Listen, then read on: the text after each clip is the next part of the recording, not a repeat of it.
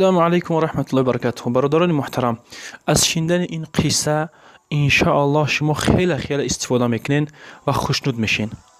قصه این است که در زمان ابی حنیفه رحمه الله امام اعظم حضرت وکی روایت کرده است که میگوید که دیدم حضرت ابو حنیفه رحمه الله و سفیان را و مسعر را و مالک ابن مغول را و جعفر ابن زیاد را میگه و حسن ابن صالح میگه، همین خلاص دیگه محدثین دیدم میگه که در یک ولیمه شتگی بدن، یک کی جای توی فیروچون کردگی بدن، یک محرکه فیروچون کردگی بدن، ده همجا شتگی بدن. میگه همون صاحب همون توی یکی میگه پیش همه علما اومد و علما را گفت که بسیار مصیبت، گفت مصیبت کلون شد. گفت یعنی که اون صاحب توی دو بچه‌ش یک بار زن داده بود. با حضرت ابو حنیفه رحمه الله گفت که چی است؟ گفت اون مصیبت. گفت غلط شما چی است؟ گفت که این دو بچه‌ام که زن دادم، گفت قطعی دو دختر، یعنی که دو کلن گرفتم، یک باره دو کلن گرفتم. خطا شده کلنی بگیم که مایدکیم باید پیش بچه مایدکیم بدره، کلنی کلان پیش بچه کلانی بدره، عکس شده است. کلنی مایدکیم پیش بچه کلانی در اومده است، کلنی کلان پیش بچه مایدکیم در اومده است. پس ابو حنیفه رحمه الله وقتی که ایره شنید خیلی خاموش ایستاد. در اینجا گفت که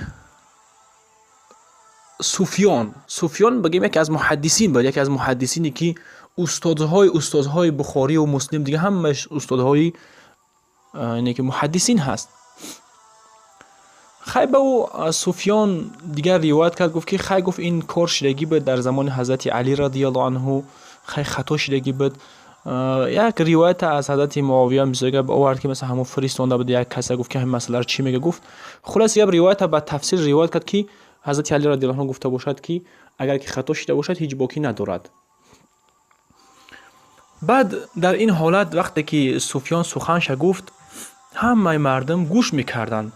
قول سفیان گفتن بسیار خوب گفتن و حضرت ابو حنیفه هم در اونجا خاموش ایستادگی بود. بعد مسعر به سوی حضرت ابو حنیفه نگاه کرد و گفت که ابو حنیفه رحمه الله، ای ابو حنیفه، گفت در همین مسئله اگم چی بگو؟ چی میگوی تو؟ اکو سفیان روایت گفت همش گفت. سفیان میگه که شاید که اگم گپ دیگه میگه، گفت اگم گپ دیگه، اگم روایت دیگه هم داره که میگه. گفت ابو حنیفه رحمه الله نه که ابو حنیفه رحمه الله چی گفت؟ گفت که همه دو شه فیرات کنین. گفت خوبتر همه دو شه پیش ما بیارین. گفت همه دو شه آوردن. بعد حضرت ابو حنیفه رحمه الله پرسید و گفت که گفت ایش بچه ها، گفت همون دختری که او شب پیش ته در آمد همون دخترک ته معقول است، یعنی که خطا هم پیش ته در آمد. گفت که همون ته معقول است. گفت که بله خیلی معقول است، تو زنی دودرم بود خیلی پیش ما در آمد است. با دودرش پرسید که همون دختری که پیش ته در آمد او شب همون ته معقول. گفت که بله. گفت خو زنی اکم بود خطا در آمد خیلی. گفت دیگه اکه مثلا که گفت نه، گفت یک مسئله تون میگم که اگر شما در معقول باشد همون زنهایی که شما اولی که نکاح کردین همونها را طلاق کنین و ماشون بگیرین طلاق کنین و همون دخترایی که پیش شما درون همون را نکاح کنین میسرکه، یعنی که همون زنایی که خطا شید همون را نکاح کنین بگیرین، خلاص دیگه هیچ باکی ندارد. اکی مسئله خلاصه برادرای که وقتی که یک زنه که کس نکاح کرد خود قطعش یگم شب خور رفتگی نباشد، وقتی که طلاق کرد در جاش میتونه شوهر دیگر کند، دیگه عیده نیست سوخی. این غیر مدخول بهاش میگن، با اصطلاح فقهی غیر مدخول به ها میگن. حوز این شها عروسا رو گرفتگی اگه مرقتشون خوب کردگی نیستن تماما، همین یکم شب خطا شدگی است. ابو حنیفه رحمه الله گفت که اگر همون نکاح شدگیتون طلاق کنین و همون چیزی که خطا در اومدگی به نزد شما همونها رو از طریق نکاح میکنین میگیرین، خلاص یگام شبهه دیگه در دل هاتون نمیمونه که یکم شب زنی ما قطع یکم خورفتگی بود و اکش گمان کنه که زنی ما قطع یکم شب دودرم خورفتگی بود، این خیلی شبهه نمیشه دیگر. همون زنهایی که خطا درون ابو حنیفه رحمه الله نکاحشون کرد و شوخی کرد. گفت که اگر نگو یک توی دیگه برای ما میکننده. گفت حضرت مسعر عجاش خیست. حضرت ابو حنیفه رحمه الله را چی کرد؟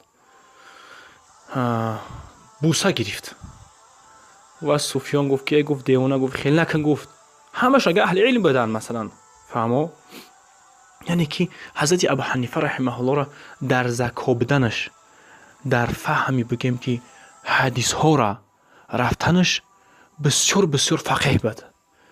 اون حدیث این کار نکرد، اون روایت که از حضرت علی روایت کرد این کار نکرد، نه که وقتی که همین خیلی زندگی همونها بردوام اگر میرفت، مثلا در دل اونها یک تاریکی بود، یک سیاهی بود که یکم شب ما قطعا روزی خودم خواب نکرده و دیگه کس خواب کرد، یا که یکم شب خطا شید و دیگه شاید که رفته رفته اون اویله ویران میشید. به هم خود ابو حنیفه رحمه الله که فقیه که بود، در اونجا محدثا زیاد بودن و که سفیان و بگیم که دیگر محدثا زیاد بودن و نه که میدونستن که در فقیه بودن ابو حنیفه رحمه الله راه حلش چخیل میواد که در دل مردم یگام سیاهی دیگر نمیموند. ابو حنیفه رحمه الله وقتی که بعد مسئله را که حل کرد، اون دو شه و اون دو عروس هم دیگر بسیار به خرسندی زندگیشون دوام میدادن. والله اعلم و علم. السلام علیکم و رحمت الله و برکاته. السلام علیکم و رحمت الله و برکاته. برادران عزیز، آیا شما میخواهید که راه اسلام با طریق آسان بیابید؟ پس شما آبونه شوید در کانال آسانی تیوی. در این کانال آسانی تیوی حدیث ها خوانده می شود و سرود های اسلامی خوانده می شود و قصه های عجیب برای شما پیشنهاد خواهم کرد. ما برادران عزیز در این کانال آسانی تیوی در خدمت شما هستیم و شما را برادران عزیز پتفیسه کنید و به دوستانتان بفرستید تا اینکه آنها را آگاه باشند. ما در کانال آسانی تیوی با شما هستیم و شما را با ما بمانید.